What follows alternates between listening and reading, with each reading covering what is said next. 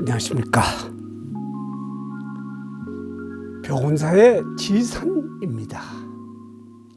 2022년 이민년 첫 번째 절입인 입춘을 맞아 우리가 소지해야 할 입춘 삼재에 대한 신통력 있는 부족은 어떤 것인가에 대하여, 또 올부터 바뀌는 새로운 삼재에 대한 깊은 분석과 막을 수 있는 삼재와 도저히 못 먹는 삼재에 대한 대처법을 말하려고 합니다.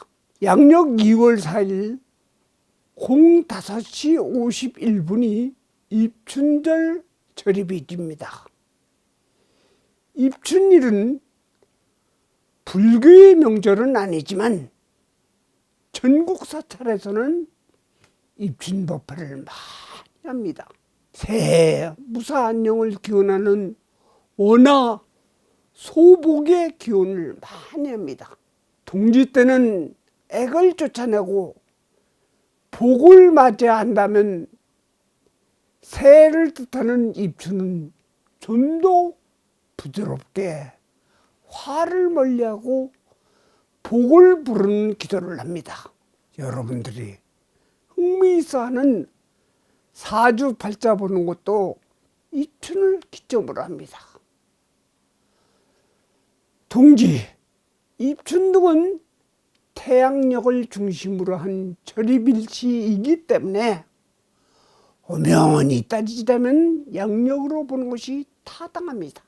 봄이 온다고 해서 입춘에 대한 행사도 참으로 많습니다. 특히 입춘첩이라 해서 절입 시각에 맞추어 대문, 천장 등에 붙이는 것이 있습니다.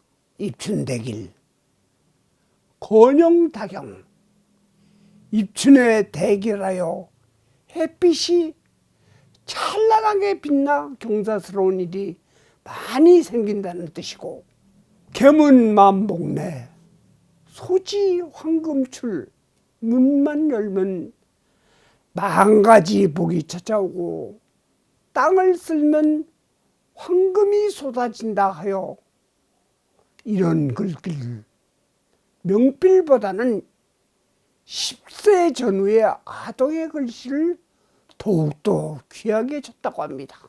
하여간 봄은 희망의 계절이므로 많은 기대를 갖게 되는데, 이상하게도 삼재라는 놈이 우리를 불편하게 합니다.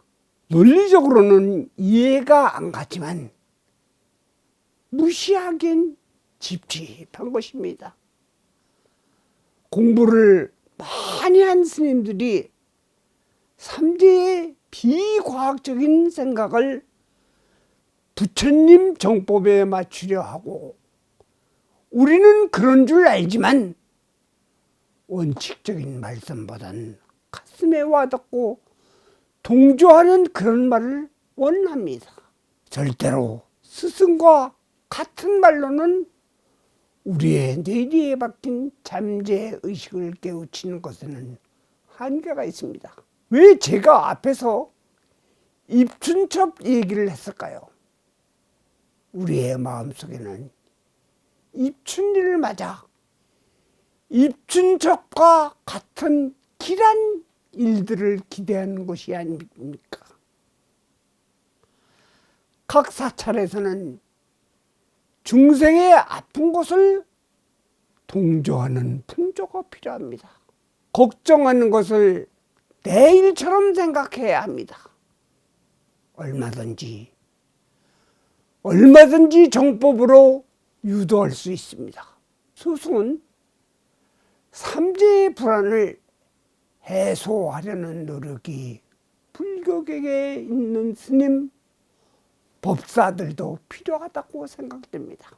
많은 사람들은 만나보면 음양법에서 파생된 삼재도 무시할 수 없는 것입니다. 비록 비과학적, 비논리적이지만 결과를 따르는 우리에게는 그냥 넘어갈 수 없기에 음양오행을 공부한 스님으로서 올 삼재에 대한 코멘트를 하는 것입니다. 우선적으로 올해의 삼재의 특성을 알아보겠습니다. 원숭이, 쥐, 용띠가 삼재에 해당됩니다. 올해는 세 가지 띠가 입삼재이고, 즉 들어오는 해고, 내년에는 눌삼재, 눌러앉는 삼재, 내후년에는 날삼재, 즉 나가는 삼재라고 하는데, 보통 입삼재와 날삼재에 크게 화를 입는다고 합니다. 여하간에 올해부터 삼재가 어떤 화를 일으키는가, 타는 사람, 안 타는 사람 분석하겠습니다.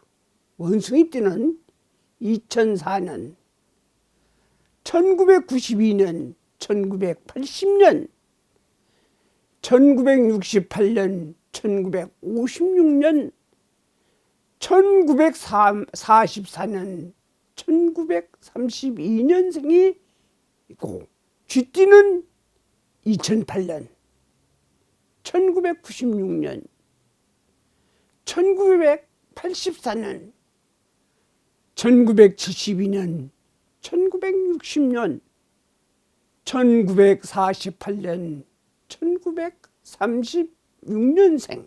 용띠는 2012년, 2000년, 1988년, 1976년, 1964년, 1952년, 1940년생.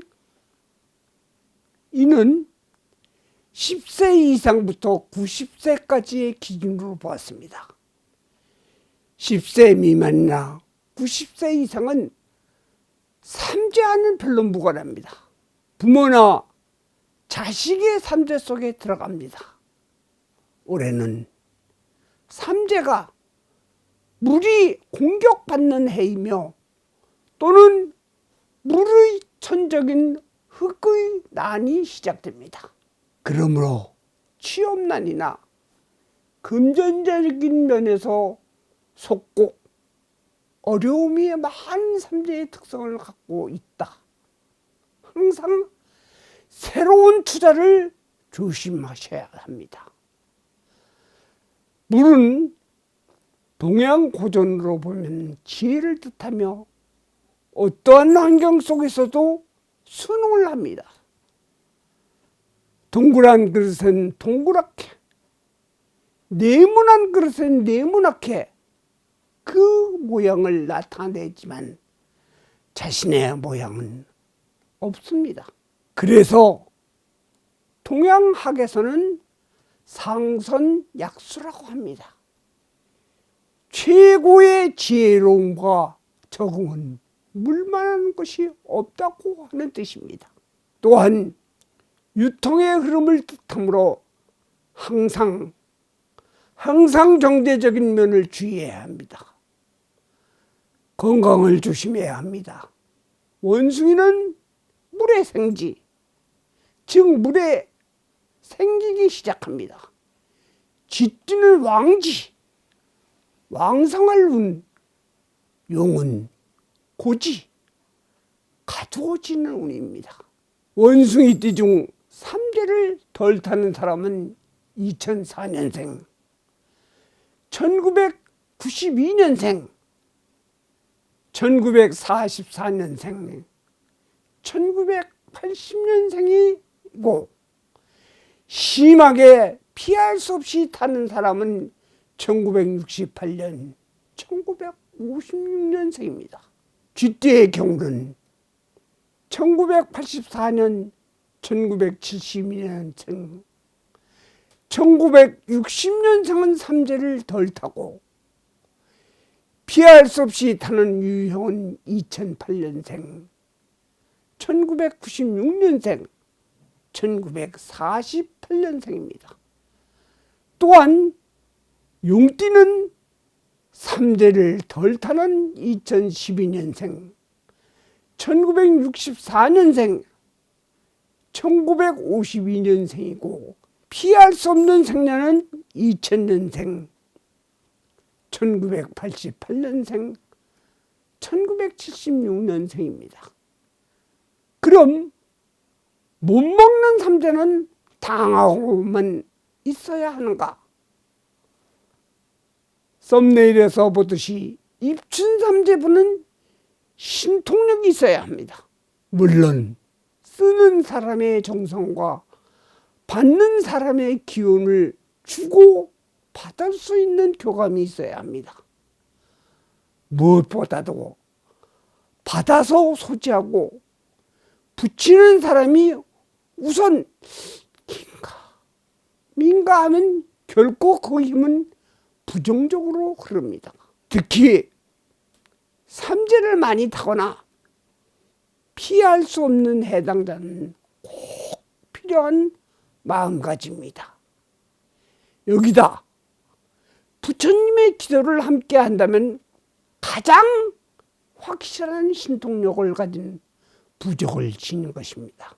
물론 앞에서 말한 근거는 오행유기법에 기초를 둔 것이나 마치 오행을 분석하거나 상대의 지나온 흔적을 갖고 이야기하는 것이 미래를 꼭 예측하는데 절대적인 것은 아니지만 소승이 30년간 수많은 사람을 겪어보았을 때 무엇보다 믿는 마음으로 접근한다는 것이 중요한 것 같습니다. 새해를 맞이하여 우리 벽운사는 예년과 같이 입춘법회를 합니다. 또한 3일 관음불공을 통하여 희망찬 새해를 맞이하는 정성스러운 축원을 통해 불자님들의 흡족한 불공을 드립니다. 그리고 입춘날에는 입춘첩을 가구당 2장 1조씩 드리고 식구 중에 삼재에 해당자를 위한 삼재소멸 신중기도도 합니다. 일반적으로 삼재풀이하는 형식입니다. 가구당 입춘부, 만사대일부라고도 합니다. 한 장씩 드리고 삼재에 해당하는 가족의 입삼재부도 드립니다. 또한 가구당 한 매씩 자동차 사고 방지부도 드립니다. 단 삼재에 해당자는 입던 속옷 상의를 손바닥 크기로 잘라서 보내주세요. 또한 나이수만큼의 100원짜리 동전을 보내주세요.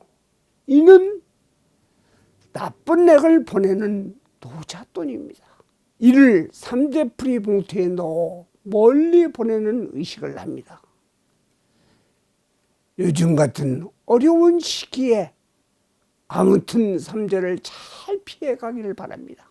우리는 부처님을 믿는 불자로서 어긋남이 없는 배려의 정신이 꽃을 피울 것입니다. 소승은 반드시 돌아오는 이민년은 입춘첩 내용과 같은 좋은 일이 일어날 것을 축원합니다. 날마다 좋은 날 되십시오. 나무 서가모니 불, 나무 관세음보살, 나무 금강회상 화엄성중.